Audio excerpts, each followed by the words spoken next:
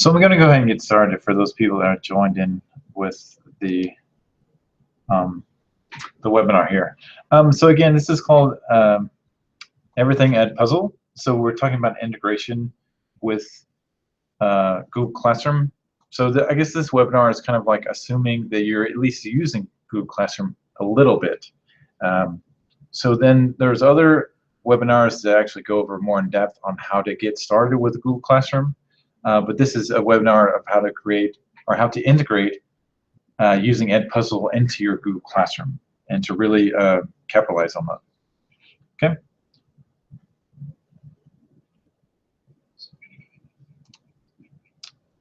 So the first thing, again, this is just a video over EDpuzzle and talking about the integration across apps. I'm just using this Prezi to keep me on track. So first off, my name is Thaddeus Ryan Komorowski. These are some of my professional qualifications and some of my personal ones here. My co-presenter here that's actually monitoring the chat window. And so feel free at any time if you want to actually post in a question in the chat window, we can actually address those. So my co-presenter, his name is John Gamble, and these are actually some of his professional qualifications, and again, some of his personal ones. So to start off, we're going to go to EDpuzzle, just creating an account in EDpuzzle. So I'm going to go to this just basic EDpuzzle. I just typed in EDpuzzle right here. You can just edpuzzle.com. And what you're going to do is you're going to actually, if you don't have an account, you're actually going to click I'm a teacher. And there is actually a basic tour that will walk you through the different elements to what EDpuzzle is and how to actually create a video and how to edit it and create questions, those kind of things. So that's something I'm going to let you do on your own time. Okay. Let's go back here. So I'm just again referring to this. So again, we talked about that. That's a tour that we just talked to.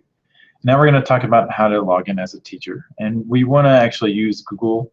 You don't actually have to log in with all your information. So we're actually utilizing the school's utilization of Google and everything kind of class.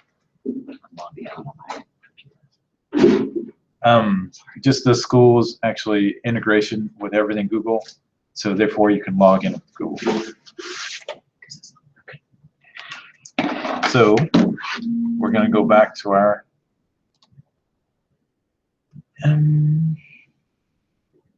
so I guess you have to start the tour maybe, and I'll go through this real quickly.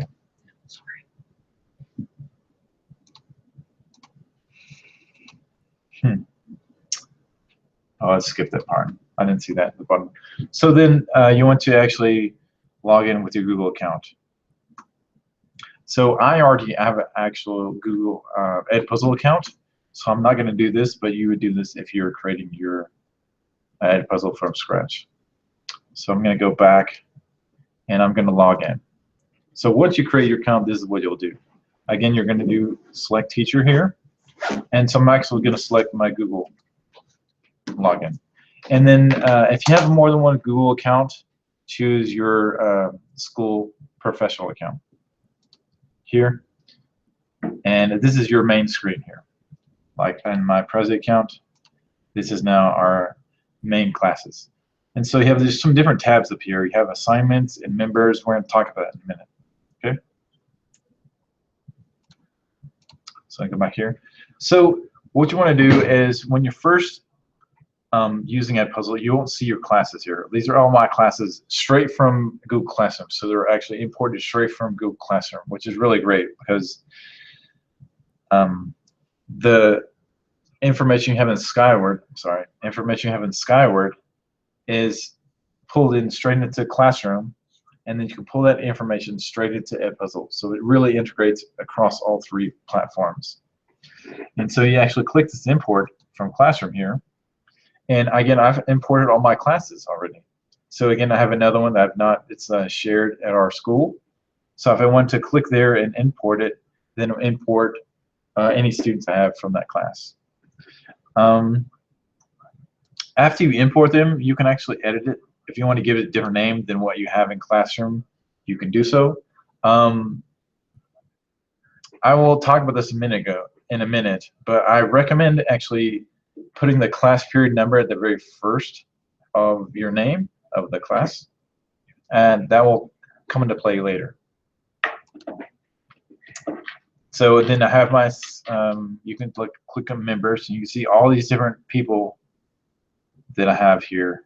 I can actually log into my Classroom and show you that real quickly.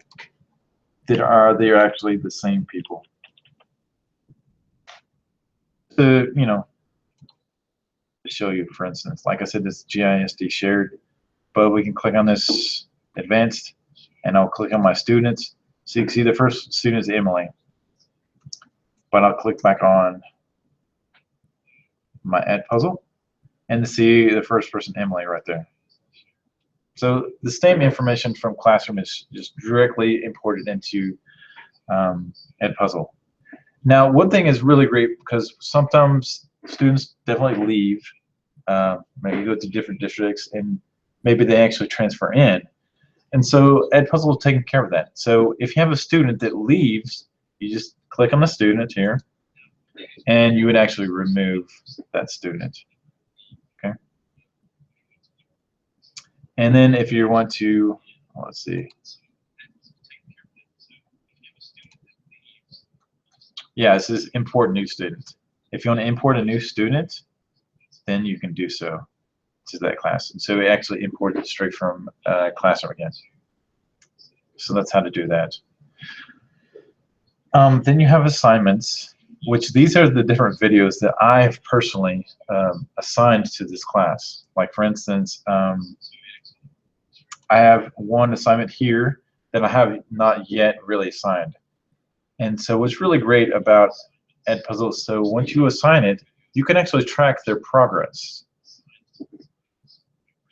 So the way you actually track the progress is you click on the progress bar, and you have a progress of, you know, how they've been doing on the different assignments. I can click back here and show you one class that I didn't actually grade yet. Let's see, I think B2, yeah. So track the progress. No, I have actually graded class 2. Let's try B3. So this class I haven't actually graded yet. So what's great about this is actually you can click on grade. Again, this is actually, so Evelyn and Anna and Emily, they did not watch this at all. That's why it has an X here. But these students have watched this video. So I click on grade, and I can go individually see what they entered in each different question. So this is kind of a just an introductory video. I tend to use EDpuzzle to introduce things, but you can actually use it for assessments, whatever you want to. So actually you can just click on to, yes, I think that's correct, and I just go through, you know, one, all these kind of people. So if I want to give them a different grade, or if I want to give them 100 or whatever. So when I click back, then it keeps track of, you know, they just now have actually graded one of Brian's and Daniel's. So I'm going to go back to grade, and if I want to actually, so I can click on, you know, these two students and grade the second one. So now when I click back, and I'm not going to take the time to grade all these people, I'm just showing you initially. So now these people green, I've graded everything for Daniel Davids, and it gives you, you can click on him and see what he entered for each question. And then this multiple choice question at the end. Okay. So that's how to track the progress. I click back here. And now we're going to go over how to post. I should probably go over this first. But anyway. Say when you have a video you want to post to a class. Well, I'm actually getting ahead of myself. So again, this is why I created a Prezi. So import the students from classroom. Now we're going to create a video. I'm sorry, I'm getting ahead of myself. That's why I created this, to help me stay on track. So what we're going to do first is we're actually going to create the video first. Again. So you're going to actually use the search button here. And this is really awesome. I love this because you click on My School. And these are different teachers. This is really great if you're a math teacher and you've got other math teachers in your department. So for instance, if I'm going to click on math, like Jordan Mailer, she's one of the teachers that started to use EDpuzzle. So I want to view maybe some of her videos. She's actually had one video now that she had it. So, and I'm actually here. This is me. I think one of our other 3 teachers, Joanna, has added some videos here. And so I can preview those videos and use them. So I can click on use or copy, you know. Let's go back to, I think it was maybe Jennifer. No, it wasn't. I had some person that actually, yeah, gosh.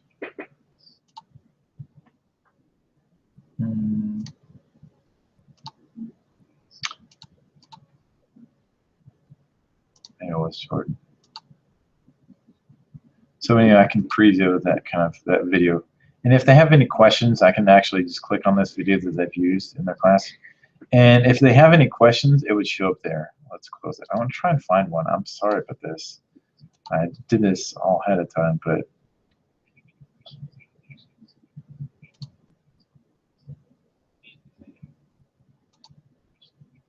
yeah, so these are some of the videos.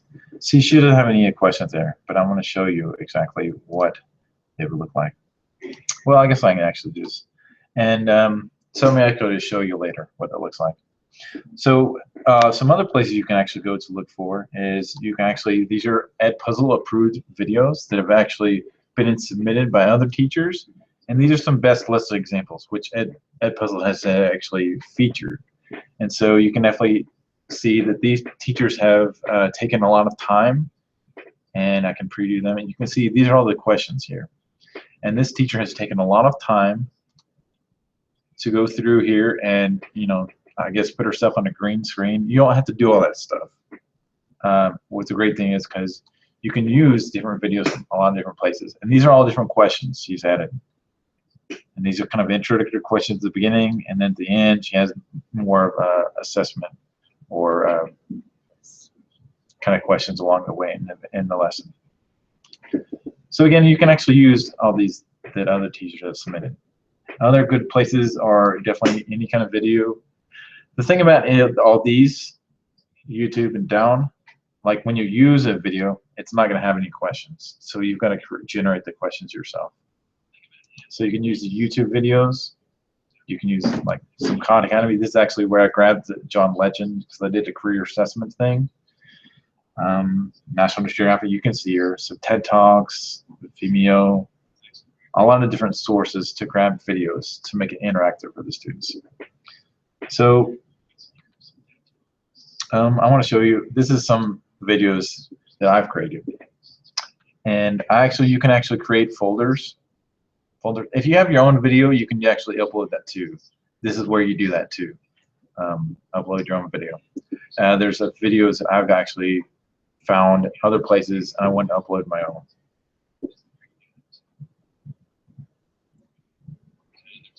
So, and I have 3 basic classes that I create videos for. For instance, this is my intro to the graphic design class, and I've created this kind of like a brain pop video that I actually grabbed. And I've created questions along the way. And so these are different kind of introductory questions. If I want to go and kind of edit the video, then I actually have, at first you actually can crop the video. If it's a little bit long, you can crop the video if you want to. That's what this is here. Then if you want to talk over the video, you don't want the audio played, but you want to actually talk through the video and talk your students through the different information. That's where you do this. And I think you would use the video slash microphone on your teacher workstation to do that probably. And then you actually can create audio notes. This is if you really want the audio played, but you want to stop the audio and have like yourself talking for a minute, you can do that there. But a lot of times I actually just move straight on to the questions. And this is where you actually, any point in the video that you want to add a question, so you click on this question mark here. And this gives you either like open-ended questions, a multiple choice, which you can actually make true, false. So you just type in true and then false there. So technically, a multiple choice, you make it true, false, things, those kind of things. Or you can actually have this other question, just a comment question. Okay, that pretty much covers everything that you need to try and do for a question type. Let's see here. When you're done with that, then you can actually click Save or Finish. When you click Finish there, like I'm not going to use that.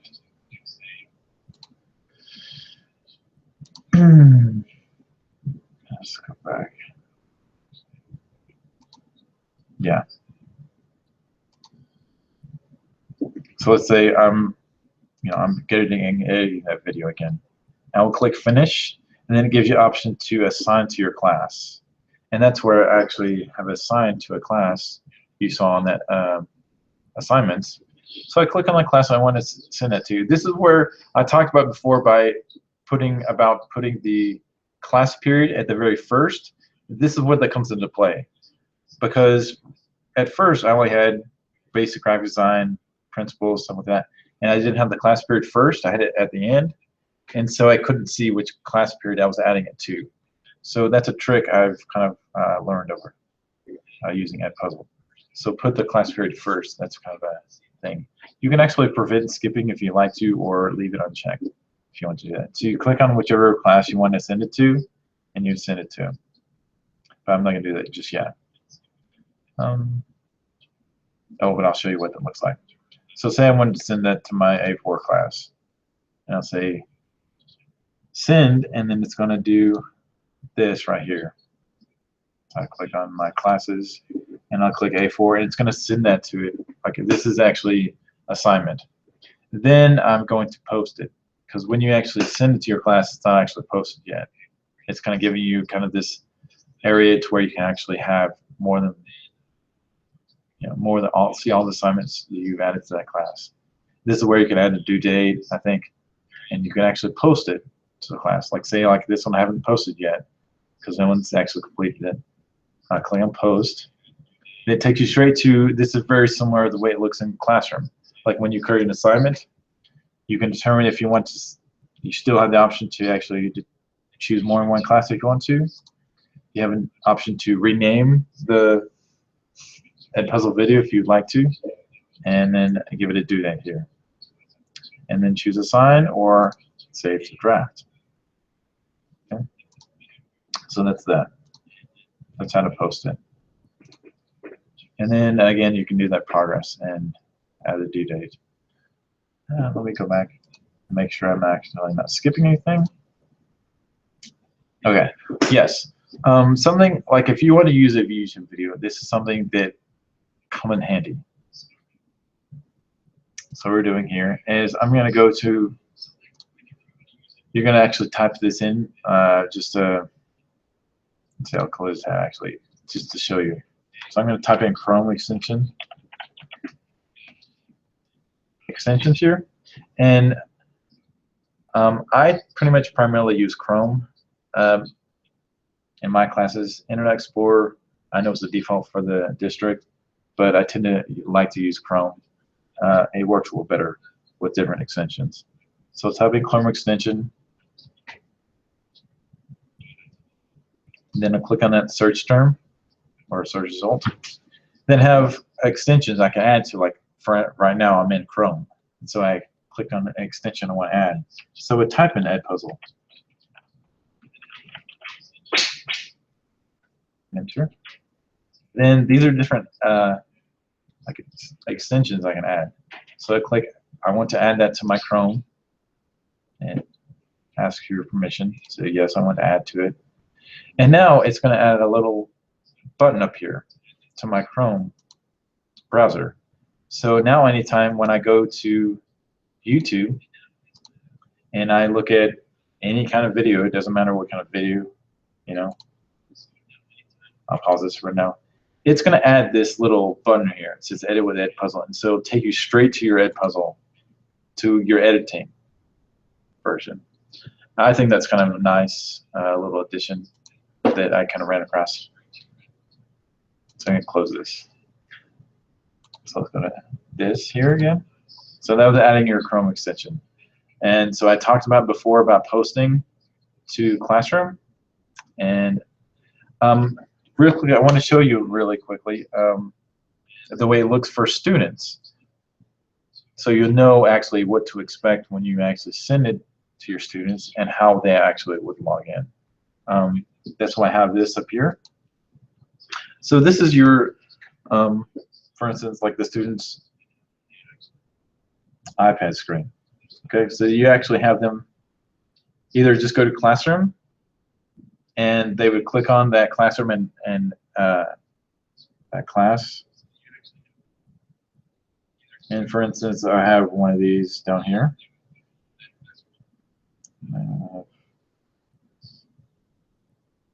Let's see. Let's see. Oh.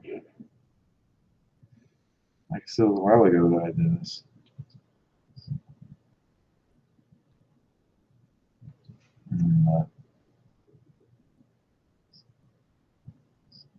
Yeah, maybe a little while ago. Anyway, so they just click on a class. That's claimed before. So I know I did that there. And so that John Legend video I was showing you, they would click on that, and they would actually go to that video right there that I've actually added in EDpuzzle. Another way you can do that is through going to the actual EDpuzzle app, if you want to do that. So this is kind of a trick I've learned. Like anytime, a lot of times the students have their applications all different pages and you don't know where to find anything. Like for instance, I put my classroom here, but their classroom might be Google Classroom, application icon might be other places. So if you just swipe down on the screen, anywhere you want to, not on app, just on anywhere else, just swipe down, then you have a search bar. You can search in for anything. But say I want to use my EDpuzzle app. And so I'd actually sign in with Google. If this is not actually, I want to back up real quick and show you this. And say, if you'd actually, like say your students don't have the EDpuzzle app yet installed. It's actually an approved app through the district. So actually click on self-service that all students have, and click on the complete list of district apps. And I can go down here to EDpuzzle. I think I passed it.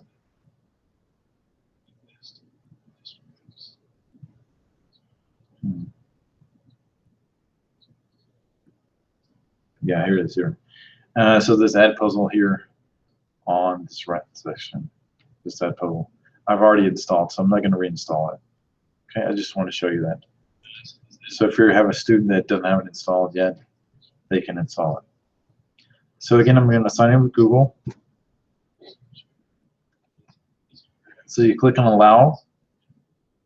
And I've actually, this is the way the students click exactly. Like I have my one-to-one coach at my school has actually assigned a video for me to watch, and you just click on that video. Like you actually, if there's more than one class, you just click on whichever class, and then click on that video, and start watching it. And then when you get to the portion where there's a question, it comes up. It has a little more like maybe intuitive way. Like there's no, it's a little more user friendly as far as like how to select each thing, and lets you rewatch the sections just in case you need to answer the question. So that's pretty much how it looks for the students. If you have something that you've assigned later, they can go to history or upcoming kind of thing. But that's how the students look. That's all I wanted to show you with that. So I think that actually completes pretty much using EDpuzzle. It was kind of a quick kind of overview of, like I said, the really great integration of using Skyward, like having your grade book, all the students straight into Classroom because it's automatic, and then importing your students into EDpuzzle, which I think was actually a really great addition into EDpuzzle. So now we want to thank you for attending our little webinar. I know it was kind of short, but I want to keep it short, so I know it's getting close to the end of the week, and I do want to keep people later. So that's why I'm putting up this QR code here. It links you to a little Google form, kind of a survey. Then you can actually answer some questions on, like, how do you think this webinar went so far? Was the length long enough or too short? Or just any feedback that you would like to give us. This is pretty much a QR code to that Google form. So just use any kind of QR scanner and just take a picture of this, and it'll send you that. Okay. So again, thanks for watching. And here we go.